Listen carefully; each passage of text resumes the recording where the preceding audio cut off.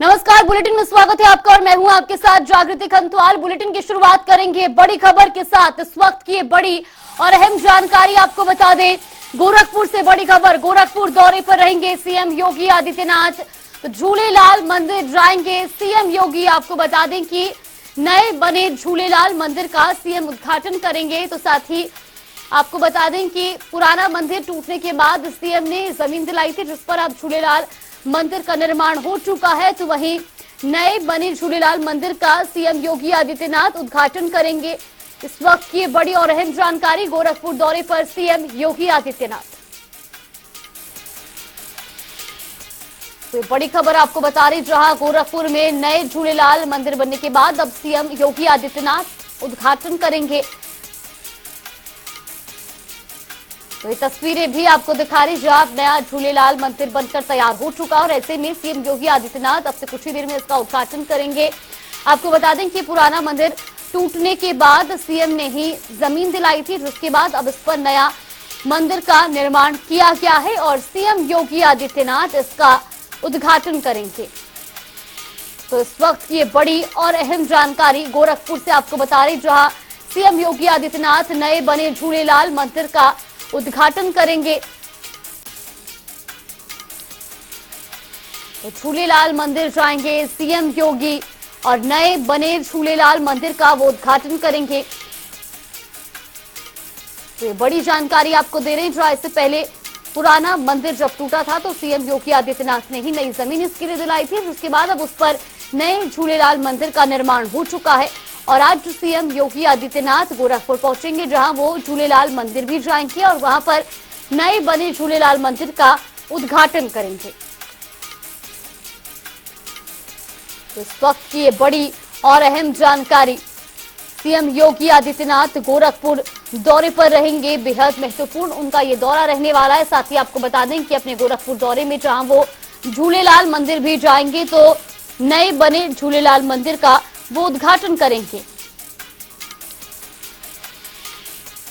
तो इससे पहले जो पुराना झूलेलाल मंदिर था, जब वो टूटा तो उसके बाद सीएम योगी आदित्यनाथ ने ही मंदिर के लिए जमीन दिलाई थी, जिसके बाद अब उस पर नया झूलेलाल मंदिर का निर्माण किया गया और अब सीएम योगी आदित्यनाथ नए मंदिर का उद्घाटन करेंगे।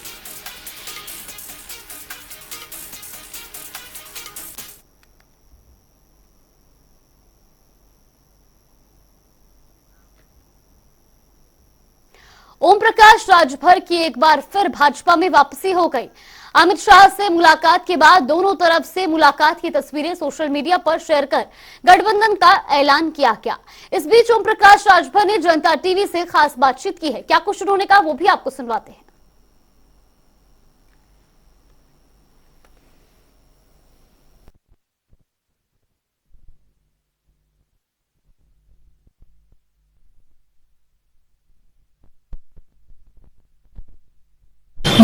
लोकसभा चुनाव को लेकर रफ्तार सरगर्मियां तेज हो रही है। आज ओम प्रकाश राजभर ने और भी रफ्तार तेज करी। इस वक्त हमारे साथ मौजूद है। भाजपा को भर भर के गालियां देते थे, हमला करते थे, बयानवीर कहे जाते, पलटू राम कहे जाते थे, बिना पेंदी का लोटा, तमाम इनको परिभाषा के तहत इनको बताया गया कि ये आप हैं। हालांकि अब एनडीए के हिस्सा होकर भाजपा के कसीदे कर रहे हैं। हमारे साथ बगल में बैठे भी हैं, बातचीत करते हैं। ओम प्रकाश राजभर बड़ा खुश है आज। हम कब नाराज थे? आज कुछ ज्यादा नहीं, आप बकरे कब हम नाराज थे? ज्यादा नहीं, ऐसा नहीं। कम से कम राज सत्ता में आते ही बेजोड़ हो जाता है। देखिए, स्वाभाविक है कि जब व्यक्ति को कुछ मिलता है तो बोझ बढ़ जाता है ना, तो उस भार को आदमी हंसते हैं। भाई अब 80 सीट जीतने का बोझ बढ़ गया ना। चाणक्य से भाजपा के मिलके आ रहे हैं आप, उससे बड़े चाणक्य क्या पे हैं? देखिए, हम आपसे बताए थे ना कि आप लोगों के जो सीने में धड़कन कर देते हैं ना कि हमारे सीने में धड़कन नहीं, धड़कन नहीं, आप लोगों के सीने में जो धड़कन थी, मतलब मीडिया की वजह से आपने ज्वाइन कर दिया। नहीं, आप लोगों का बड़ा सहयोग है वहाँ ले जाने में, ये मत सोचिएगा। सपा में भी सहयोग नहीं, बिल्कुल। आप लोगों ने ओम प्रकाश राजभर को प्रदेश में ही नहीं पूरे देश में समझौता जो हुआ है, आप 18 को एनडीए की बैठक में शामिल, जोर जोर से गला फाड़ फाड़ के बोल रहे थे पानी की पीने कि आप एनडीए 7 अक्टूबर को गठबंधन का ऐलान करेंगे, वो नेता मौजूद होगा, सब कुछ खत्म। लगातार 2 दिनों से वहाँ पे दिल्ली में आपने पलटी मार के बैठ गए कि तो गठबंधन करे के जाए लखनऊ आए। यहाँ पे तुरंत 9:45 ओम प्रकाश राजभर आ रहे हैं, गठबंधन का हिस्सा बन चुके हैं, भाजपा का और सशक्त किया जाएगा, राज्य में चुनाव लड़ा जाएगा। सिर्फ कैसी क्या समझौता समूह जो सीटों को लेकर चला था? देखिए, आपने माननीय अमित शाह जी के ट्वीट को पढ़ा होगा। हाँ, बहुत मजबूत करेंगे आप। तो सबसे पहले तो हम देश के प्रधानमंत्री जी को, गृह मंत्री जी को और भारतीय जनता पार्टी के राष्ट्रीय अध्यक्ष और उत्तर प्रदेश के मुख्यमंत्री माननीय योगी आदित्यनाथ जी को धन्यवाद देता हूँ। धन्यवाद है, लेकिन मेरे इंटरव्यू में आपने कहा था योगी आदित्यनाथ हमारा हत्या कराना चाहते, क्या आप सुरक्षित है भाजपा में जाके उन्हीं के मंत्रिमंडल में अगर जाते हैं? सिक्योरिटी लगी नहीं, हत्या कराना चाहिए, सिक्योरिटी लगी नहीं, हत्या करना चाह रहे हैं, सिक्योरिटी लगी नहीं। योगी के लिए सिक्योरिटी है, योगी जी नहीं सिक्योरिटी दिया। उनके मंत्रिमंडल में आप सुरक्षित महसूस करेंगे क्योंकि आप ही का ये बयान है, रिकॉर्ड बयान है तो सिक्योरिटी मिली ना। मोदी योगी के पिछड़े के लोग जूता साफ करते हैं, नहीं, मेरा जो बयान है, देखिए लड़ाई सदन नहीं, सदन मोदी योगी के जूता साफ करते हैं, बयान किसका है? सदन के अंदर मऊ की जनसभा में बयान किसने दिया? आपसे इसलिए सवाल पूछ रही क्योंकि आप वो नेता है, वही नेता आज जा रहा है भाजपा। देखिए, समय समय पर जूता साफ करेंगे कि नहीं? जूता साफ करेंगे, मिल के काम करेंगे, जूता साफ करेंगे, मिल के हमारे साथ काम करेंगे। आपके वो नेता हैं, आपके उस जाति के लोग हैं, उस समाज के लोग हैं, आपसे सवाल तो पूछ सकते हैं। नहीं, जो देखिए, पार्टियों में जिन जातियों के नेता हैं वो अपनी जातियों के हित की बात को बोलना चाहिए। कुल मिला के अब ये कहा दिया गया है अमित शाह को कि आप जूता नहीं साफ करेंगे। अमित शाह जी ने तो ये बात नहीं कही, आप वहाँ थे क्या? नहीं, हम नहीं थे, लेकिन आप तभी तो समझौता नहीं, समझौता देखिए, समझौता जो हुआ है वो गरीब कमजोर को हक दिलाने के लिए, इसके लिए समझौता। जनसंख्या नियंत्रण को लेकर जिस तरीके का जनगणना की बात हुई, जातिगत जनगणना की, समाजवादी पार्टी भी, क्योंकि समाजवादी पार्टी का ये एजेंडा बन गया 2024 सत्ता में रहते हैं तो एजेंडा नहीं होता है, सत्ता से बाहर आते हैं तो एजेंडा होता है। नहीं, 20 साल से नहीं, हम 20 साल अमित शाह ने ट्वीट किया कि आप पिछड़ों को मजबूती मिलेगी, जिस तरीके से हम जनकल्याणकारी योजना चला रहे, तो कहने का मतलब ये तो आपके समझौते में शामिल होगा। हमारी पार्टी का है। आपने कहा था कि केशव प्रसाद मौर्य अगर जनसंख्या नियंत्रण की जातिगत जनगणना की बात करेंगे तो भाजपा निकाल के बाहर करेंगे। बिल्कुल, जातिवाद जनगणना के सवाल पे हमारी पार्टी एकदम खड़ी है। हम अपने मुद्दे से 1 इंच पीछे नहीं हटे, चाहे महिलाओं के हक अधिकार की बात हो, चाहे कोई बात हो, हम हर मुद्दे पे एकदम अड़ी। भाजपा को जमीन में नहीं दफन करेंगे। नहीं, हम अपने मुद्दे पर खड़ी नहीं, कुछ नहीं। 18 के बाद बयान में तो फर्क नहीं हुआ। 18 नहीं, राम राम आप नहीं, 18 को सीट के संबंध में 18 के बाद पानी पी के गाली नहीं राम राम, पानी पी के गाली नहीं राम राम, न राम राम न सीताराम। दारा सिंह चौहान आगे घोसी सीट पे जो दावत ठोक रहे तो वो आके लड़ेंगे, कह रहे हम लड़ेंगे वहाँ से। फाइनल हो गया। 2009 में वहाँ से जीते हैं, उनका इतिहास रहा है। देश में तो कांग्रेस की सरकार, देश में भी कांग्रेस की सरकार खत्म हो गई। अरे रुक जाइए, हिलाइए मत, आप लोग तो हिला रहे हो ना, लाइव होगा तब बैठ जाए।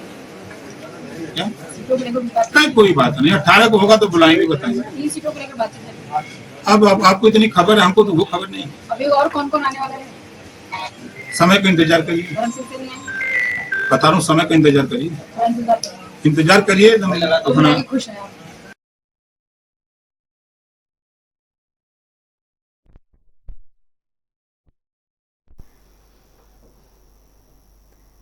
तो वही हमारे साथ निषाद पार्टी के राष्ट्रीय अध्यक्ष संजय निषाद जी जुड़ गए हैं। बहुत बहुत स्वागत है आपका जनता टीवी पर। आज उत्तर प्रदेश की राजनीति में एक बड़ी हलचल हुई है। ओपी राजभर ने अब एनडीए में शामिल हो गए हैं, भारतीय जनता पार्टी का हाथ थाम लिया है। कितना फायदा होगा आने वाले चुनाव में एनडीए को? हलचल तो तभी शुरू हो गया था जब उपेक्षित समुदाय के लोग, सदियों से जिन्हें अंग्रेजों और मुगलों ने सताया था, पिछली सरकारों ने भी अपने ढुलमुल रवैये और उदासीन रवैये और गलत नीतियों के चलते पिछड़ी जातियों के जो हक अधिकार थे मारे गए थे। जब ये अपना जानना, अधिकार मानना और पार्टी झंडा उठाना शुरू कर दिया निषाद और राजभर भाई, तभी से हलचल शुरू हो गई है। ये कोई नई बात नहीं है और एनडीए की सरकार बनेगी और मोदी जी फिर गद्दी बैठेंगे। आपने देखा होगा 2019 में सपा बसपा एक हो गई थी, फिर भी माननीय डॉक्टर संजय 18% आबादी निषाद को लेके आए, मोदी जी के साथ खड़े रहे, फिर भी उत्तर प्रदेश में ऐतिहासिक जीत हुई, देश में मोदी जी बैठे। 2022 में आपने देखा होगा किस तरीके से मछुआ समुदाय साथ में रहा। 2023 में भी आप देखे होंगे नगर पालिका का चुनाव, जो नदियों के किनारे बड़े बड़े शहर हैं, ये मछुआ समुदाय उनके साथ है, इसलिए राजभर भैया आ रहे हैं, मैं स्वागत है, बधाई है। उनके मुद्दे हमारे मुद्दे एक ही हैं, उनका भी आरक्षण का मुद्दा है, जिस तरीके से आए थे, निषादों के आरक्षण के मुद्दे हैं, सामाजिक भागीदारी की, राजनीतिक हमारी समानता की है, ये सारे दोनों मुद्दे हम लोगों के एक ही हैं। तो इसलिए हम लोग मिलेंगे दोनों लोग तो एनडीए में आसानी से हमारी समस्याओं का समाधान हो जाएगा और जल्दी हो जाएगा। निर्णायक दौर में है तो जल्दी हो जाएगा। भैया का स्वागत है। चलिए ठीक है, राजभर भैया का स्वागत तो आपने कर लिया, लेकिन अरुण राजभर की शादी में पहुंचे नहीं थे आप, निमंत्रण दिया था उन्होंने आपको? हाँ दिया था और मैंने सारी कर दी थी, हमने आशीर्वाद दे दिया था और मैं बाहर था प्रदेश से, नहीं तो मैं जाता। राजभर भाई के साथ के उनके जो शादी व्यवहार तो अलग मामला है, राजनीति अलग मामला है। हम लोगों का कोई आपसी दुश्मनी थोड़ी है, हम दोनों आदमी हमेशा मिलते जुलते रहे हैं और बधाई भी एनडीए में रहे, फिर आ रहे हैं, स्वागत है। चलिए ठीक है, एक सवाल और आपसे करना चाहूंगी। अच्छी खासी आबादी का आप नेतृत्व करते हैं और आपकी आवाज को राजभर जी भी बुलंद करते हैं, क्योंकि वो भी गरीबों और पिछड़ों की आवाज जो है वो उठाते हुए नजर आते हैं। एक तरफ अखिलेश यादव दावा करते आ रहे हैं कि 80 से 80 सीटों पर जो है समाजवादी पार्टी जीतेगी, यानी कि इस बार बीजेपी का सुपड़ा साफ होगा। दूसरी तरफ अब ओपी राजभर ने भी बयान दे दिया है कि उनके एनडीए में शामिल होते ही यूपी की तो राजनीति खत्म हो जाती है। क्या कुछ कहना चाहिए? देखिए, मैं राजभर भैया की उस बात से हम सहमत हैं कि पिछली सरकारों ने अगर इन जातियों को सम्मान दिया होता, अधिकार दिया होता, इनके संवैधानिक अधिकार, राजनीति, तो ये पार्टी बनाने की क्यों जरूरत पड़ती है हम लोगों को। आज के दिन में हम लोग सरकार के साथ हैं। देखिएगा, जो दावा विपक्ष का है वो दावे से राजनीति नहीं चलती है, वोट से राजनीति चलती है, जनता से राजनीति चलती है।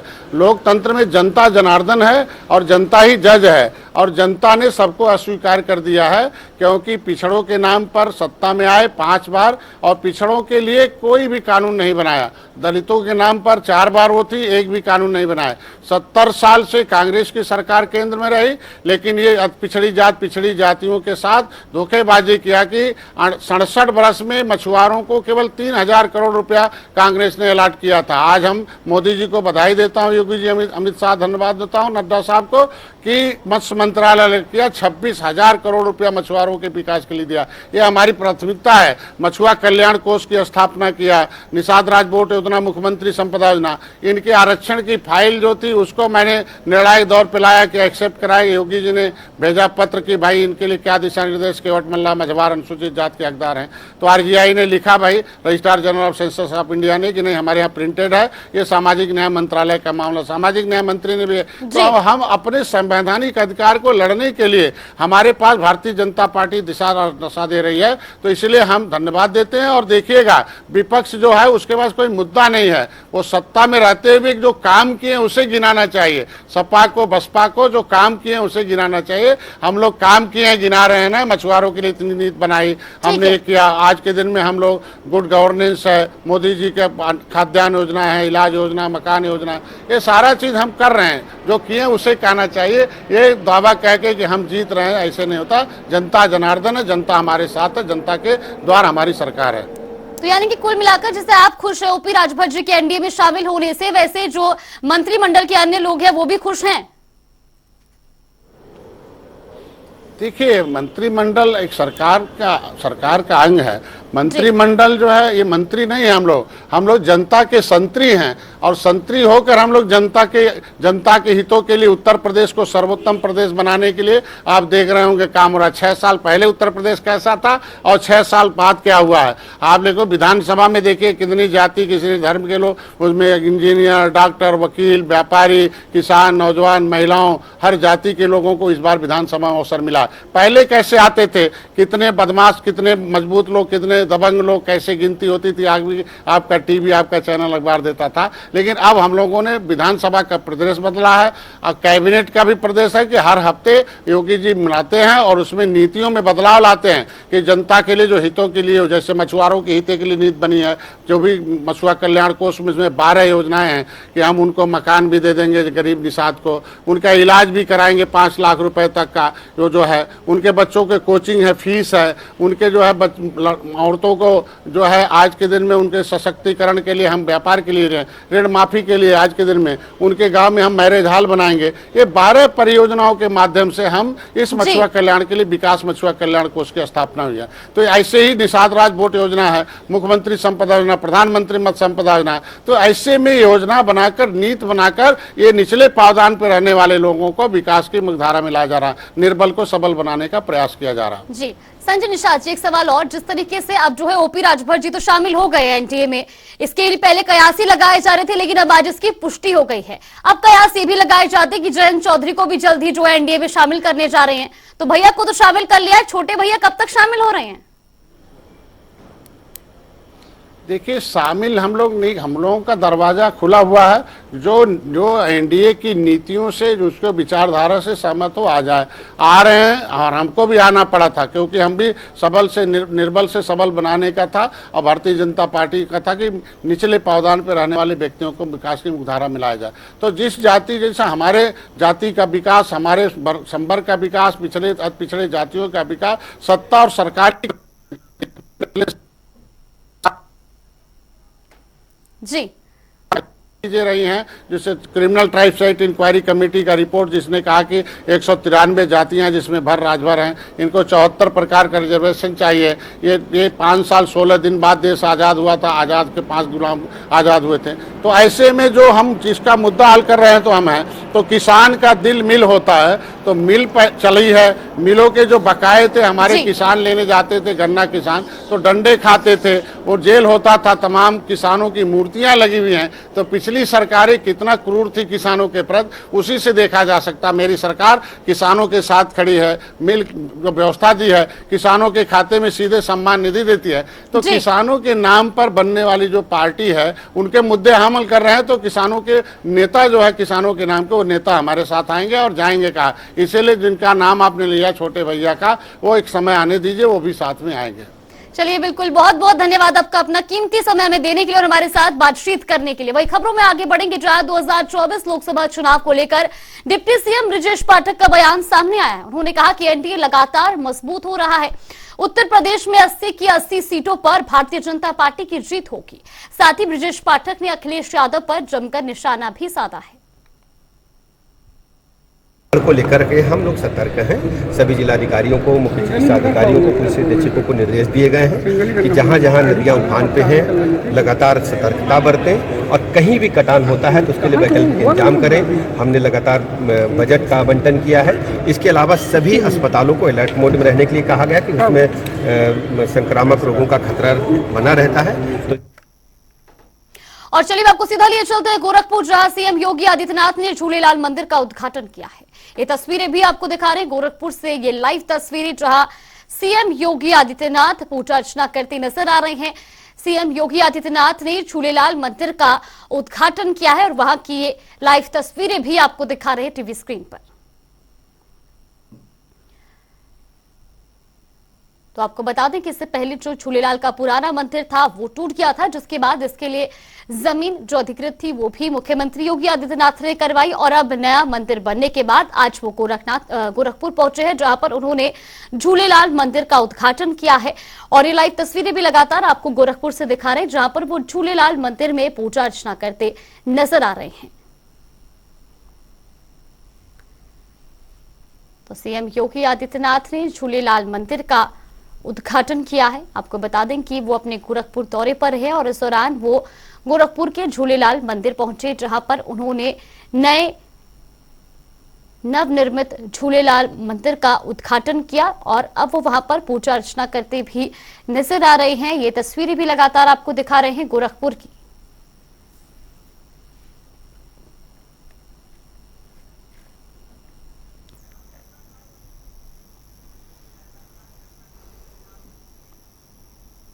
और रुक करेंगे 4 मिनट में 18 मंडल की खबरों का।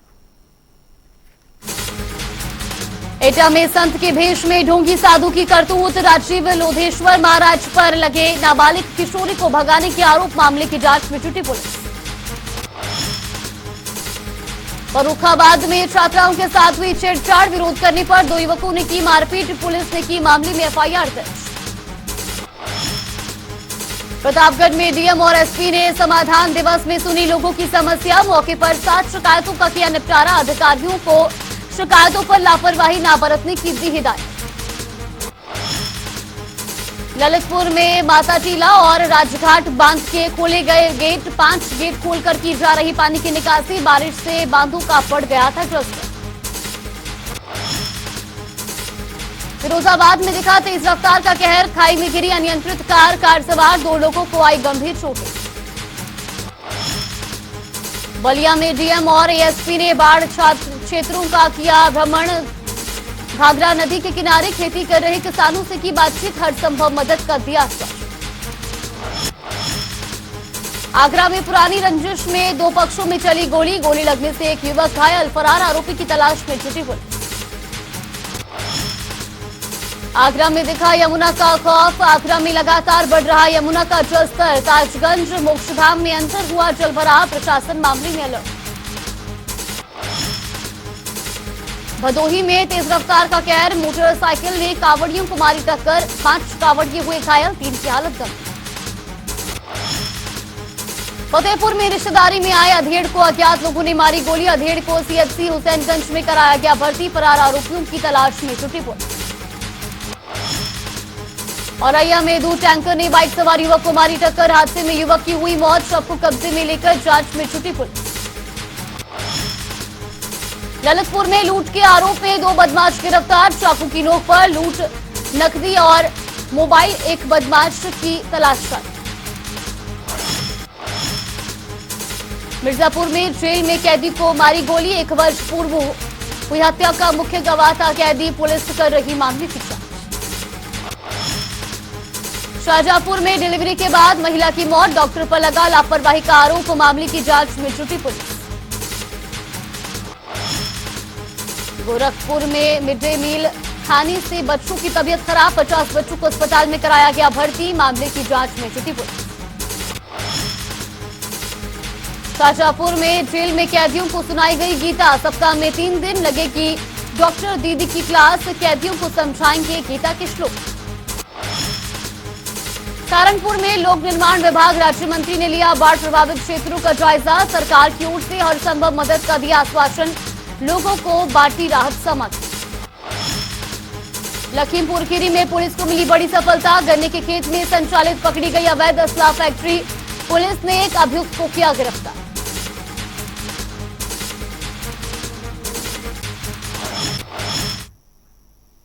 चलिए बुलेटिन में फिलहाल के लिए बस इतना ही, आप बने रहिए हमारे साथ, नमस्कार।